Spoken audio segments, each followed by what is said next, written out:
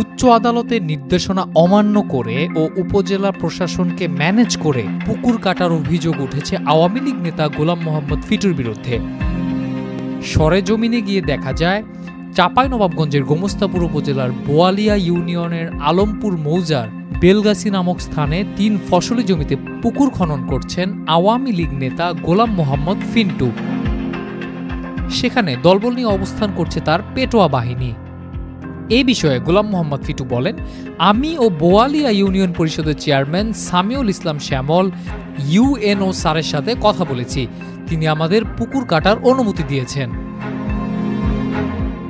গোমস্তাপুর উপজেলার বোয়ালিয়া ইউনিয়ন পরিষদের চেয়ারম্যান মোহাম্মদ শামিউল আলম জানান, উপজেলা মিটিংয়ে পুকুর খননের বিষয়টি আমি জানিয়েছিলাম, কিন্তু পুকুর কাটার অনুমোদন দিয়েছি কিনা তা বলতে পারছি না।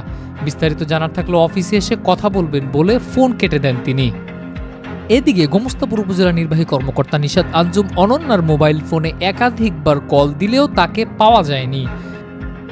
Desk report, Chapai journal, Chapainawabganj.